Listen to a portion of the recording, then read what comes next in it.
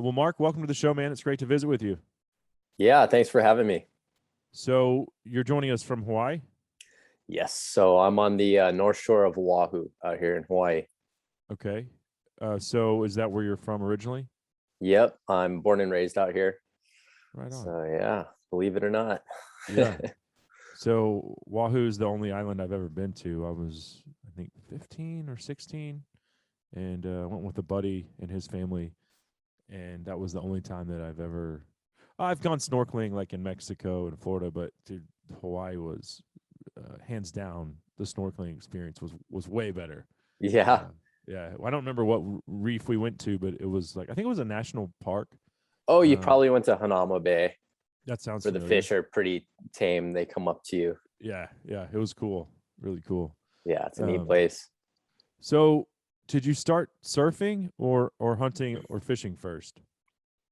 So for me, it was surfing, fishing, and like free diving, spearfishing all kind of happened at the same time. And that's just because my father brought me on his adventures with him. Uh-huh. So I just went and did what dad was doing with his buddies.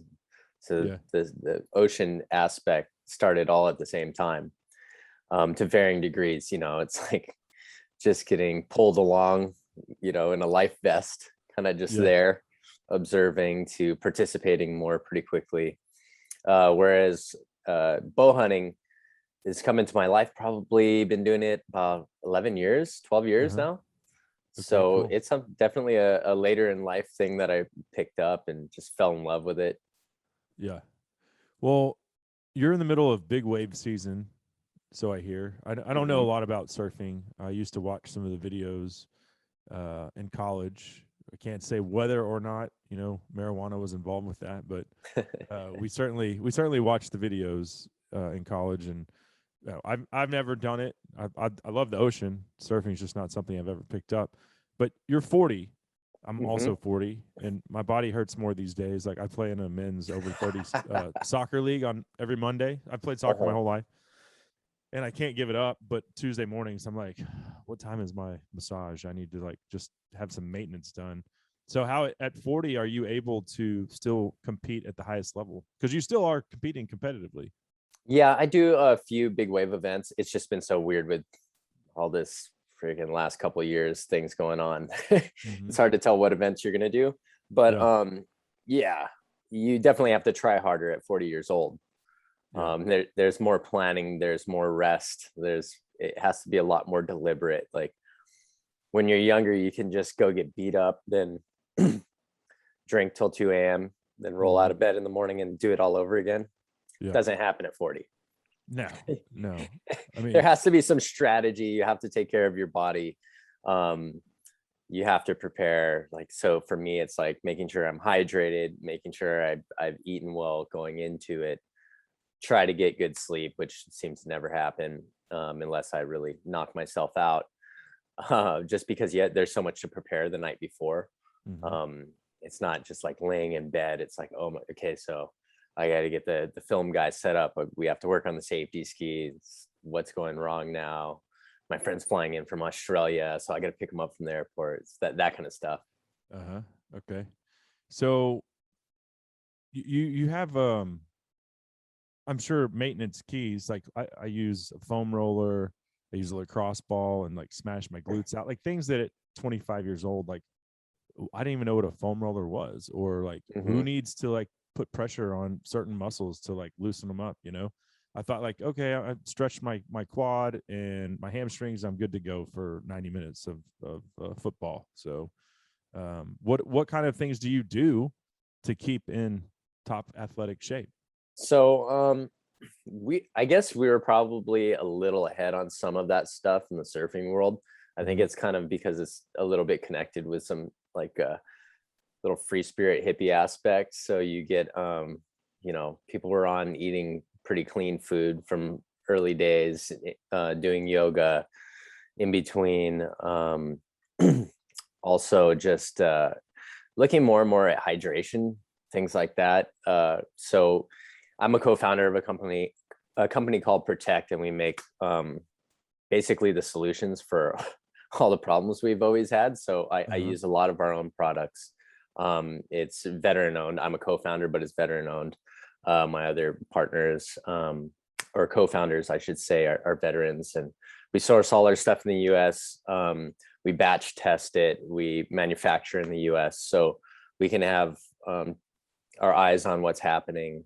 Thank God we haven't had like big supply chain issues and stuff, but just finding solutions to the problems without all the other junk and BS that you usually take on when you say want to be hydrated or want to rest or anything like that. It doesn't really make sense like at nighttime to take a rest product if it's got a bunch of high fructose corn syrup and a bunch of crazy stuff that's gonna jack your heart at the same time. It's like taking a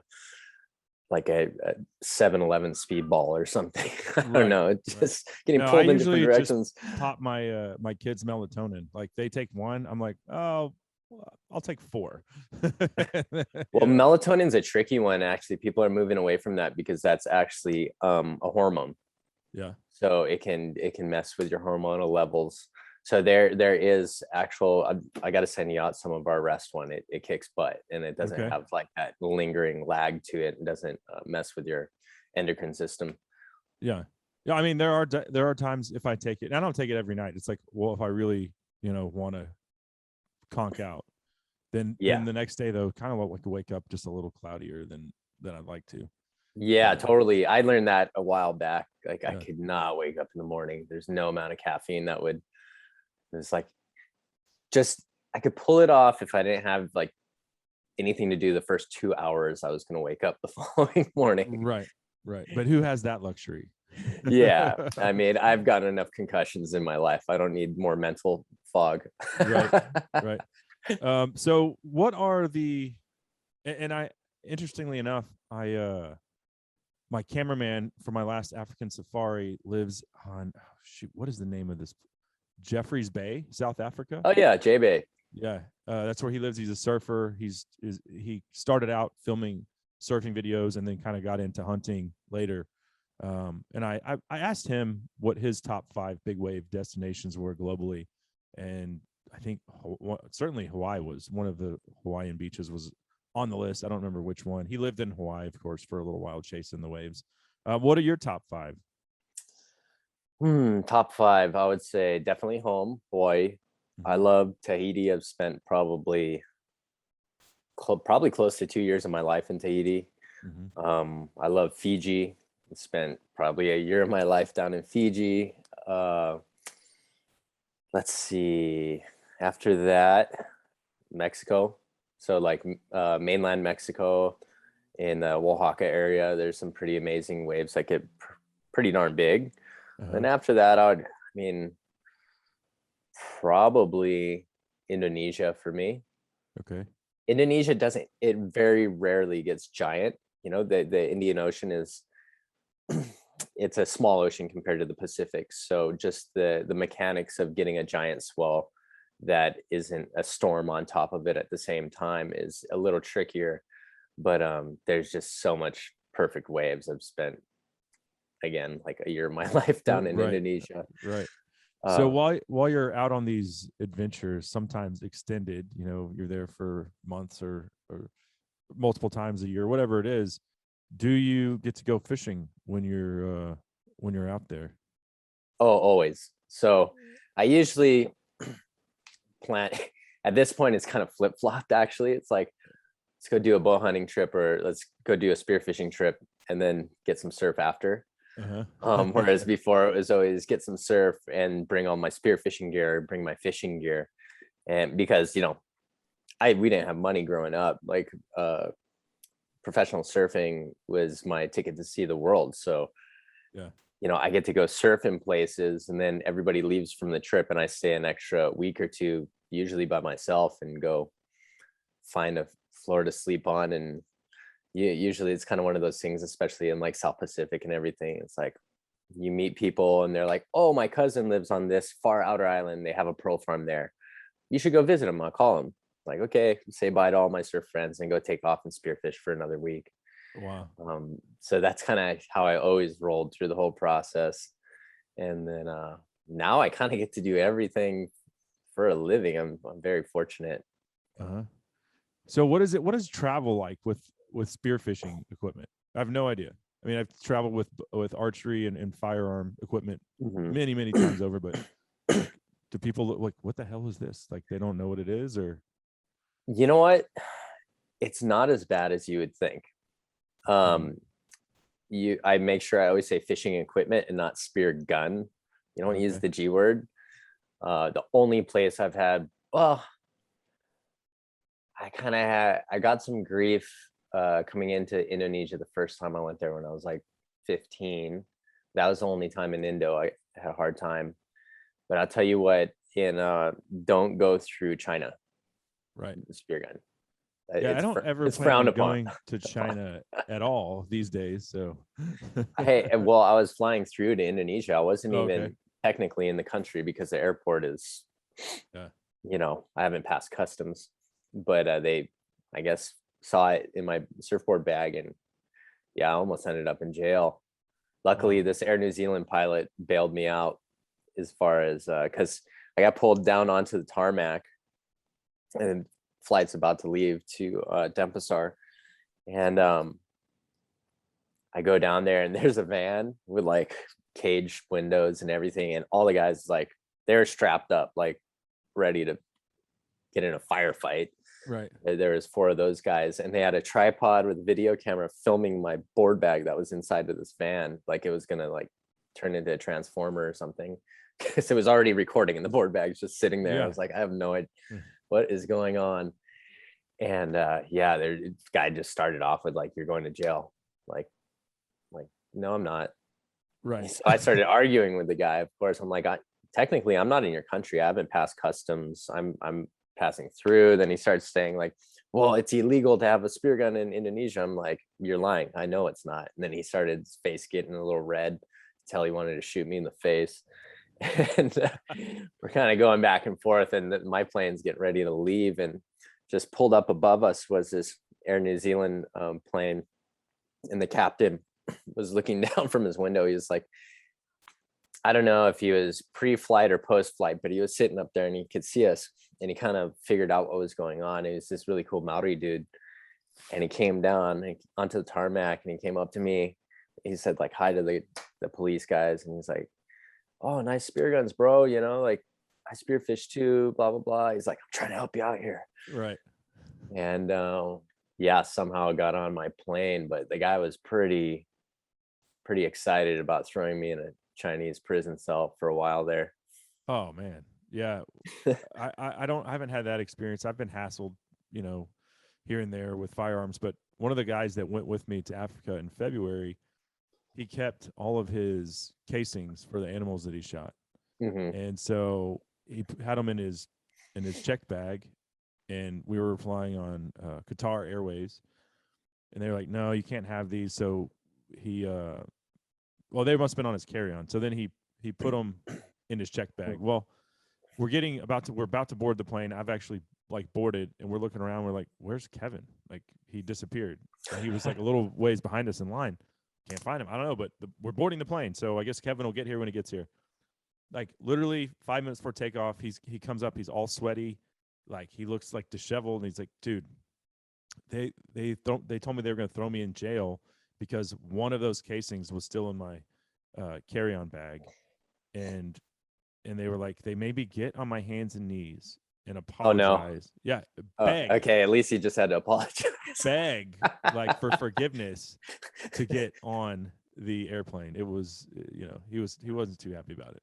But I mean, it's a spent shell, so it's just all it is just a piece of brass at that point. It's If there's absurd.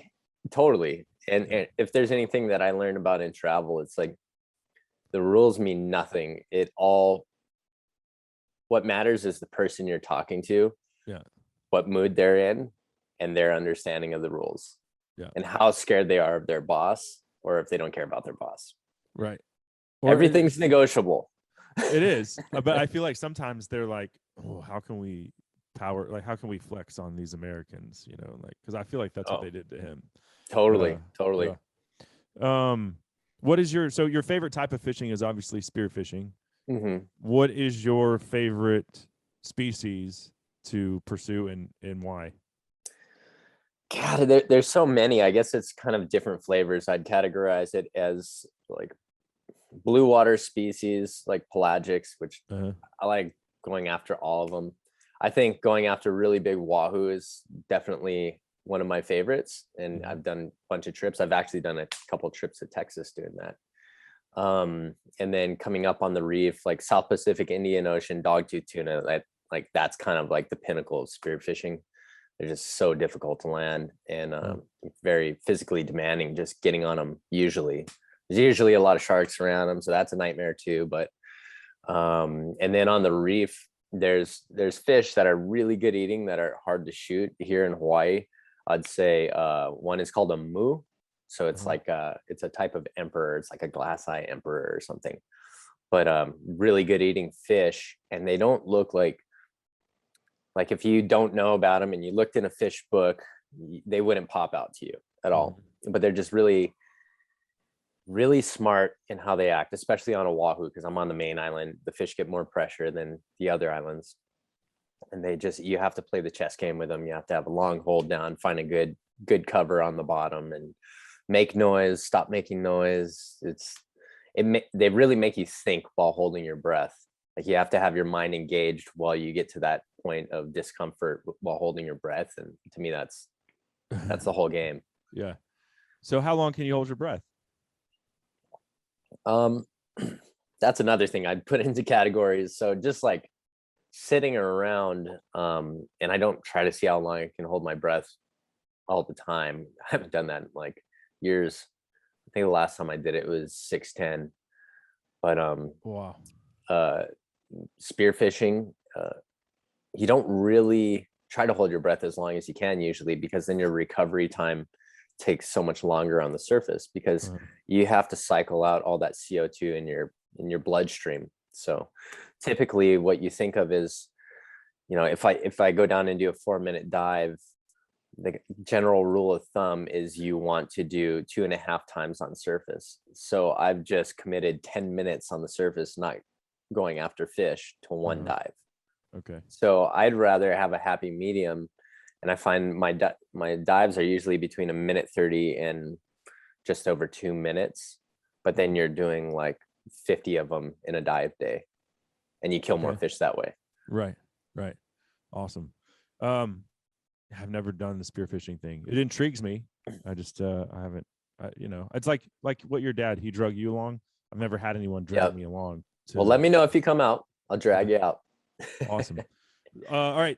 So you're killing all these fish. Favorite recipe? Favorite recipe? Oh gosh. I don't know. We just don't say we deep fry them like we do in the South. You got to have something better. We do the little ones, yeah. But I can only eat so much grease, so that's not every night. Honestly, we eat a lot of our fish raw. Good. I like sashimi, because, and that's another misconception, in the continental US and in a lot of places in the world. It's kind of thought that it's like, tuna is the sashimi. That's the one that you eat raw. You can eat most fish raw, whether you can eat all fish raw, basically. Yeah. But whether you want to or not is a different question. But just like the different tastes and textures that you get from other, like even reef fish species, and knowing how to take care of them, how many days on ice is when, like, those ones that start off a little tougher, the meat will relax a little. We eat probably half of our fish raw of any species that I get. So when we go offshore for red snapper, we make sure we have just a bottle of soy sauce and some limes or lemons, and that's it. Just right there on the boat, flay them, little squeeze of lime or lemon, and then right into soy sauce. Boom. It's nothing better than that. Yeah, I like having like both of those on hand, especially if you're like end up cleaning fish, filleting fish on the boat. That way you're not as stressed out about like, oh, I left a little bit on the bone there. You just eat it right then and there. Right. So, okay. What is the best? You said wahoo you like pursuing. What is the best tasting fish? out of all these? You just got to have a favorite. You talked about some of the ones that you like to pursue. That's what is the name of that tuna? Dogtooth tuna. Dogtooth tuna, which is difficult for you to go after. But as far as table fare, like which one has to stand as like that's my favorite. God, I think in the South Pacific and Indian Ocean, there's a type of grouper called a coral trout, and like a 6-pound coral trout is pretty hard to beat. That fish I was talking about, moo, is definitely up there. In general, for like a everyday fish, I like wahoo. I think mahi is kind of overrated, and it's a pretty looking fish that's got a cool name, so it kind of like everybody remembers mahi. But to me, I'd rather have like yellowfin tuna or wahoo instead of mahi. Mahi doesn't last as long in the fridge either. Mahi has so many different names. So Dorado, dolphin. Like on the Texas coast, a lot of people call it dolphin fish. Like I've heard that. Looks nothing like a dolphin, but that's what that's what we call it. So some drunk sailor a long time ago named it. Well, cool. Let's do this. Let's just take a quick break. We'll come back, and I want to talk about Hawaiian hunting culture. Sound good? All right. Yep. Okay. Mark, thanks for sticking around. Certainly appreciate it. Happy to be here. So let's talk about hunting in Hawaii. And I want to start with public perception, because, it seems like Hawaii is certainly a blue leaning state. A lot of times that comes with anti-hunting, anti-Second Amendment mindsets. What is public perception of hunting and hunters in Hawaii? So Hawaii is an interesting place. It's a bit different because it has a long-standing culture of Hawaiians, and also like immigrants that came to work in cane camps, like people who either historically lived off of the land and the sea, or people who immigrated and didn't have very much money and therefore had to. So you have an interesting dynamic in Hawaii, and it's very family oriented as well. So you don't experience much negativity about hunting here. Okay. I'd say that you probably wouldn't experience any more negativity than you would in Texas. Of course, the odd person is just, it's not their thing, or they've never experienced it. They don't understand it. They don't understand what happens before and after that picture that they see with a beautiful dead animal. Hawaii, we have a number of different animals that we hunt here. So it's all kinds of goats. There's mouflon sheep. There's just like feral sheep. People come up with all different kinds of names, to marketing names. Oh, we have the Black Hawaiian on a lot of Texas exactly ranches. Yeah, so we got stuff like that. Axis deer, obviously. Tons of pigs, black-tailed deer on Kauai. And then actually on one of the islands that you can't go to, there's a bunch of African game animals. There's actually black buck on Molokai too, still around. So there's all kinds of stuff. So there's an island with black-tailed deer on it. Were those introduced there, I'm assuming? Yes, everything was introduced. Okay. So everything is considered an invasive species. And Hawaii is I think it definitely held this title for a long time. I'm not sure if it does still, but probably the highest concentration of endangered endemic species in the world. So we have major problems with, all of these species weren't built to go up against ungulates and these introduced mammals. So there's big problems with, them foraging and creating, bare spots on the mountainside. Then the soil can't hold water. You get this erosion, big rains, and it drags all the dirt out to the reef, and then it kills the reef. So it's a real problem that needs to be addressed. Like there's definitely not enough management. Believe me, I want all the animals to hunt and eat out here as the next guy, but they need to be pulled back, basically. Yeah. So like Texas Parks and Wildlife, we have a bunch of invasive aoudad in different regions of Texas. and specifically out west in like the mountains, where we've invested. The state has invested a lot of money in desert bighorn reintroduction.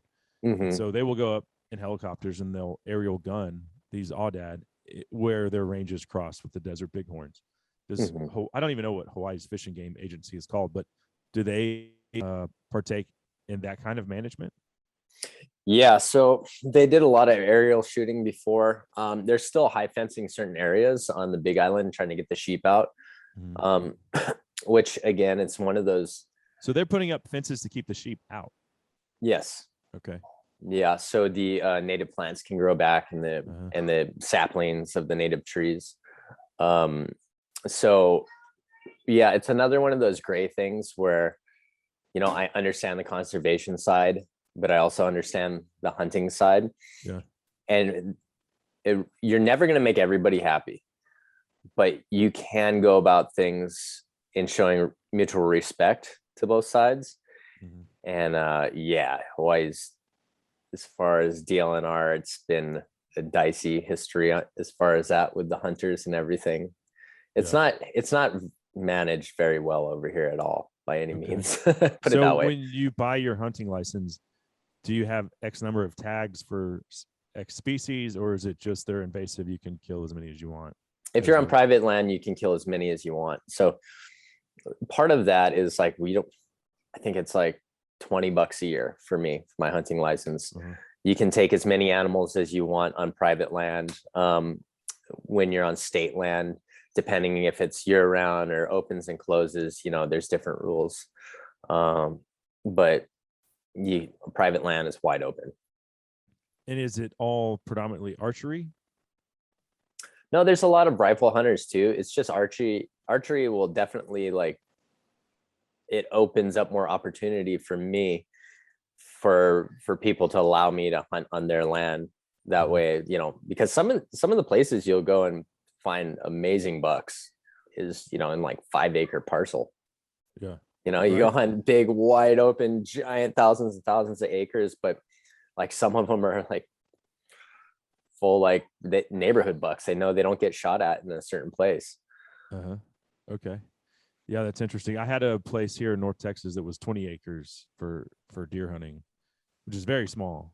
But that was the county I live in, just north of Dallas. Collin County is archery only. So it was like exactly what you're saying. There were big bucks that were cruising around. And is Hawaii a place where there is a lot of public opportunity? It sounds like you're doing more hunting on private land because of the increased opportunity, but is there opportunity for folks to, so hey, I don't know if leasing land is a big thing in Hawaii. Like in Texas, it's huge. Like if you want to hunt deer, you better have your own place, lease your own place, or have a friend that's like your best buddy that's going to let you come on and hunt.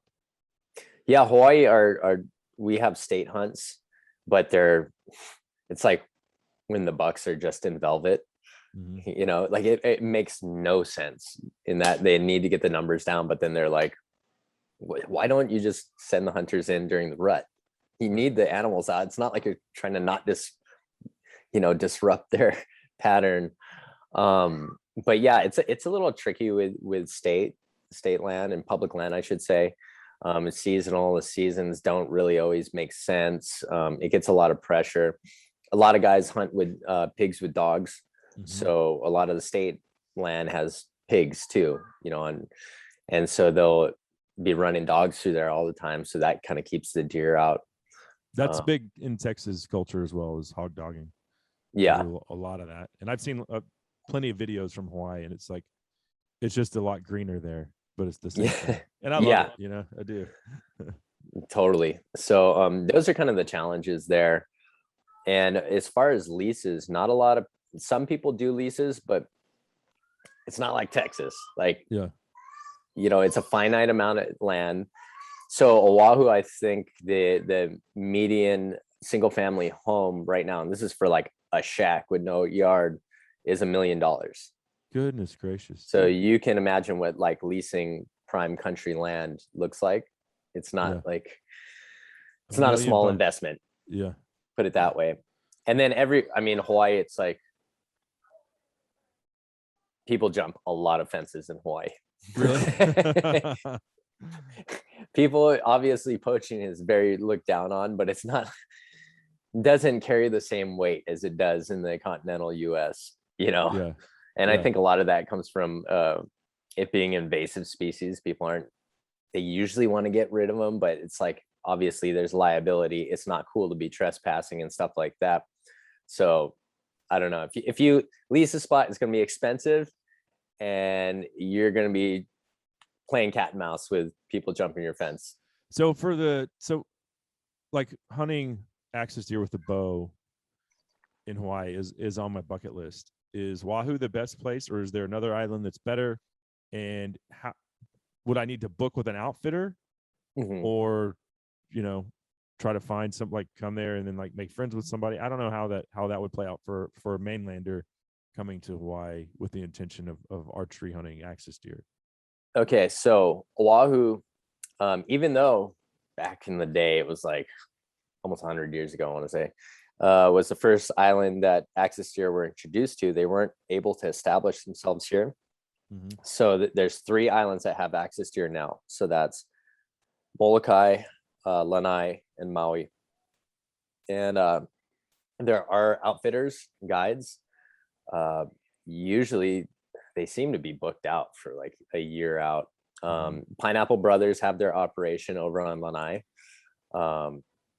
That the deer density there is crazy, and that's like spot and stock heaven. Be ready to crawl if you have your bow. Tons of fun. Molokai is kind of Wild West. I do believe there's a few outfitters over there. And then Maui has a few outfitters. Besides that, it's just either going and doing the state hunts or knowing people. And just Hawaii is just a tough nut to crack. It's not a place where you can go knock on a door and be like, hey, can I hunt your property? People will be like, get out of here. Yeah. But and it's really interesting, because it's a lot of cattle ranches, right? So I do understand their point of view. It's like people leave gates open, people do stupid things, and they're like, these hunters are going to come knock over a few deer. I got 10,000 of them on my ranch. It's not going to make a dent for me, and I got all the liability. So it's the same exact thing that we see with pig hunters in Texas. They're like, oh, these landowners just they bitch about the pigs tearing up their property, but then I go knock on their door and they won't let me come hunt them for free. Well, yeah, that's because, just like you said, them killing 1 or 2 pigs on a weekend isn't helping them with the problem. And it's just a liability, and really you're the only one that's getting anything out of it. Yeah, exactly. You can't, approaching it with the sense of entitlement never goes well. It's like you have to create a relationship, and that's a tough thing about hunting on private land. It's like all it takes is one bad apple to come and mess it up for you forever, where they're just like, I like you, man, but this happened and I just don't want to deal with it. What's the best time, like what's the best month to hunt axis deer? I would say June's okay. So the rut's pretty similar there, as same as here, June, July. Okay. But we have, I don't know how it is with the axis deer in Texas, but our rut can really spread out. Like it can heat up in October for a little bit again. So you have hard-horned bucks year round like we do? Yes. Okay. Yeah. I would say that the probably January is you'll just see one here and there, and they're real white horn. They're looking like they're ready to drop. Best venison best Hawaiian venison inspired recipe. Like, so you got to give me something more than just like we grill a backstrap. So I'm sure there's something that you've picked up over the years that's specific to Hawaiian culture. Well, there's Kilauean, which is Filipino one, and that's raw backstrap. So like a calamansi lime on it and a sauce.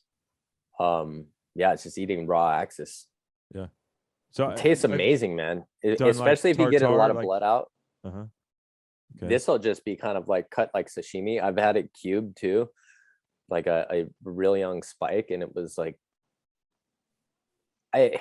besides it being a little bit more firm, I would have thought it was like bluefin tuna or something. Really? Really good, just with salt on that one, and it wasn't even like the Filipino style with the sauce. I'm in on all this, by the way. I love tartare, and, whether it's raw beef or venison, I'm in.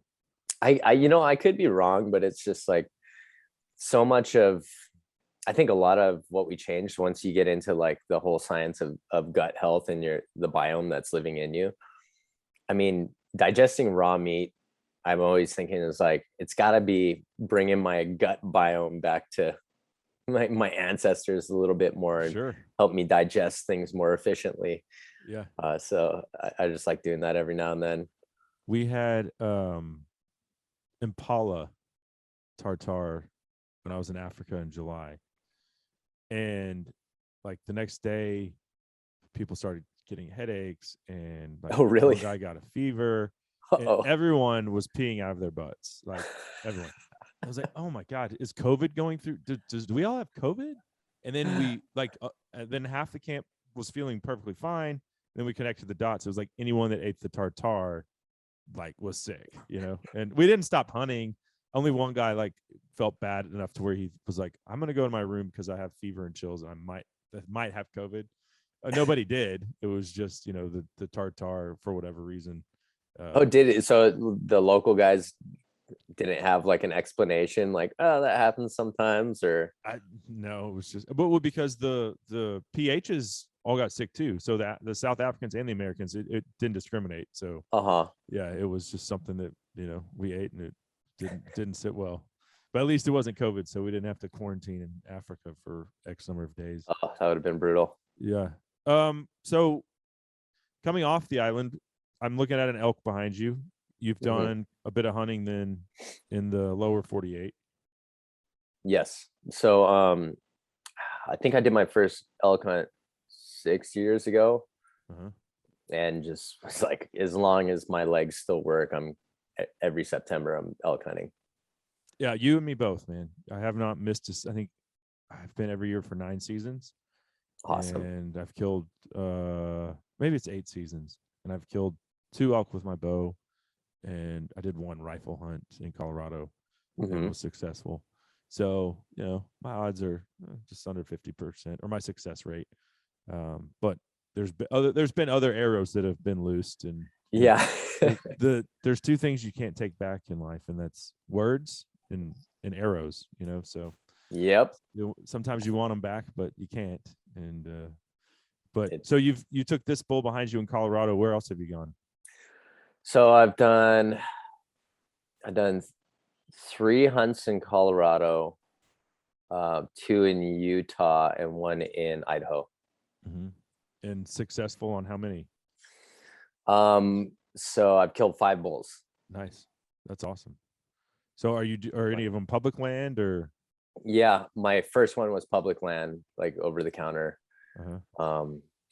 When I had good teachers, I was with Kenton Caruth and Ryan Callahan.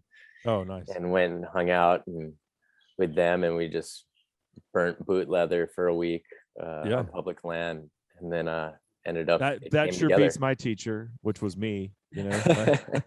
Drive from Texas to New Mexico and be like, oh yeah, I'm an elk hunter now. Oh, there's definitely a learning curve to that. Oh yeah. Technique or lack of. It's really just scatter shooting and see what sticks, but especially just herd dynamic too. If you're hunting public land and starting off and you're not getting a lot of interaction and being able to watch how the herd dynamics are, man, it'll take a long time to learn if you don't have somebody that's taking you under their wing. But find it fascinating, like, because my brain is kind of like clicked there already, just from knowing fish behavior and okay, ABC equals D, whatever. So I know the general grid. So learning terrestrial animals, there's obviously different factors. You're not dealing with scent underwater, things like that. But there are some similarities. So I had kind of like a jig to drop the ideas in, but still just trial and error. Yeah. Oh yeah. Well, I mean, if you figure out, okay, this is where they're going to be bedded in the middle of the day, and they're going to come up in the mornings and they're going to go back down in the evenings, then I mean, just those things alone can help anybody at least know where to expect elk to be moving, and then once you start to be able to vocalize a little bit, talk to them, you're going to have shot opportunities if you can find the elk. So finding the elk has never been the problem for me. Now it's all the other things that go into it. Their learning curve there has been. I kind of figured them out grouse hunting. To be honest with you, I spent probably 5 or 6 trips chasing blue grouse in New Mexico before I ever started elk hunting. But I always was seeing the elk where I was grouse hunting. I was like, okay, this is interesting, and applied that to once I finally drew an archery tag, and just went from there. But yeah, much like you, I will never miss a September archery elk season. You know what? I just remembered I've actually done 7, not 6 elk hunts, because I'm totally forgetting one where we didn't even get close to a shot on one. Really? We were bugling hunters in for 5 days. Oh yeah. Yeah. I've shot an arrow on every one of those hunts. So I've had opportunities. Yeah. And, like I said, can't take those back, but live and learn. Other bucket list things for you, and it can be archery. I don't know. Do you ever rifle hunt? Nope. Okay, I'm so all you're archery. I diehard bow hunter. Diehard bow hunter. I'll probably switch to traditional bow at some point. I just like being out there. I like the challenge. I can get meat. Yep. I know how long it takes for my family and for me to share with my extended family and friends to get through meat. I like the process. I like the connection. I like the clearing of the mind, the exercise, all of that. So I'm not in a big rush to get it done day one all the time. So I'll probably devolve equipment as you get older. So making it more difficult on yourself. Yeah. I like it. I'm not getting it any smarter. But so bucket list though. Back to that. What's at the top of the list? Bucket list for me. There's some trips that I want to set up. One of them, there's a couple of islands in the middle of the ocean where you could surf, spearfish, and bow hunt that are just out in the middle of nowhere. It would take a couple of days and knowing people and kind of hobbling a strike mission together that I'd really like to do. I guess for hunting goals, it would be to go to traditional and kill a good axis buck here in Hawaii with that. I think that would be a good goal to go after. And then, I have my other parts of my life, like surfing and stuff, is just like performing at my best on the biggest days. I know what I've done. I know what my window is for taking abuse going forward. And I know what I got to do to kind of top my previous performances. So it's just having more of a laser focus on that. Right on. So as we're wrapping up here, best Hawaiian beer. Best Hawaiian beer. So it has to be from Hawaii. Well, yeah. Hawaii originated, best Hawaiian beer.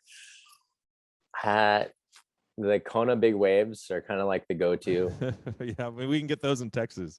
Oh, you can? Oh, no way. Yeah. They're all the way out there? Oh, they started here. Yeah, Kona Brewery Brewing, we can get Big Wave. There's a couple I've seen here. But Big Wave you can find. Yeah. I mostly drink St. Archer's, but what is that? Is that an IPA or something? Well, they have IPAs, they have hazies, they got Mexican style beers. I just kind of rotate, but it's interesting because, and you see this I'm going to go on a rant, but you see Go this in for the it. beer industry. There's just like all these micro brew, small pub places, but there isn't like, I'm not aware of like commercial, like kind of everyman's beer, Hawaiian beers at the moment. They get bought up by Anheuser-Busch, Coors, whatever, pretty quickly and turn into what we're talking about. So I don't even know at the moment. Yeah. Okay. And then best Hawaiian band. Best Hawaiian band. So the one that we listened to when I was in college, and I still listen to this day, is called Ukla the Mock. Oh yeah, I remember going to plenty of their concerts. You did? Okay, so I'm like, there's a lot of good Hawaiian bands, but I like old school Hawaiian. So I like Gabi Pahinui. So he would be like to country music what like some of the old like Willie and Waylon would be or something. Okay, and is that more of like a reggae island? No, it's like straight up Hawaiian, like slack key. Okay. All right. I'm guttural kind of and falsetto. It's check it out. Okay, and then Protect is your. Do you want to call it a fitness or wellness company? What is it exactly? Yeah, so we basically we have things for your everyday pursuits and creating good routines, and that's what we're really going after. So everything from energy to sleep to the vitamins that you need to plant-based BCAAs that are easy to digest, mental clarity. So we try to hit all the buttons on routine throughout the day, rip the sugar out, rip all the crap out that's usually in there, make it in the United States, batch check it, use the best current science, and put it in a form that's easiest to use on the go and in the field. So we're just solving all the problems that we've had. Other co-founders and owners are former Navy, one's a retired Navy SEAL. We all have our outdoor pursuits. He's a obsessed climber, like rock climber. I do my water stuff. We have another two that are like trail runners. So we just kind of put all our heads together and be like, what don't we get? Okay. And what do we get too much of to solve our problems and be out there and be focused? And what's the website? Protect.com. Just Google Protect here.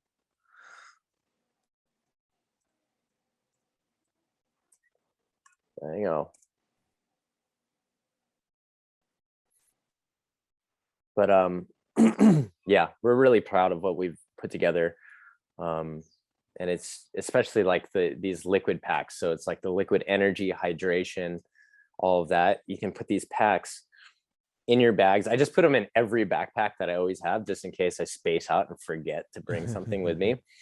And it's a solution. It goes easy, mixes instantly in water. You don't have powders. Hawaii's humid, so like whenever you use those like tablets for hydration or energy, they end up like just blowing up because of the humidity. Right. If you forget it in your bottle for like 5 days, it stinks and creates like a car bomb out of your Yeti container. So those are all things that we fixed. Okay. And then for you personally, where can folks find you? You can find me on Instagram. Pretty shadow banned by now, so but that's Healey Water Ops, HEALEY WATEROPS on Instagram. So you're shadow banned. I'm also in that camp. I don't. Is it because of hunting content or like political stuff? No, it's weird things like saying people should actually have a choice in what they put in their body, and like being anti-segregation. Weird, right? Right. Yeah. It's strange that would be such a hot button issue with the powers that be, but yeah. Well, I'm going to throw that in the political realm. So I mean, these days it's the vaccines are all politicized, and it is. So yeah, I'm in the same camp as you. Yeah. Hey, I'm not going to change either. So everybody's choice. I'm not saying don't get it. I'm saying it should be your choice. Exactly. Once you give up your body, what else is there? You're already momentum's heading in a bad direction. Yeah. Well, I'm gonna look you up. If you're like me, I'll have to type out the entire name just to find you. But well, good stuff. I'm glad. I like you even more now that I know you're shadow banned. So yeah, If you're not shadow banned, you're not trying hard enough. that's right. That's right. Well, Mark, hey man, I certainly enjoyed the conversation. I look forward to meeting you someday in person, and hope that you find that big wave here this fall. Thank you, Cable. Good to meet you. And give me a shout when you're heading to Hawaii. We'll do it. Take care. All right.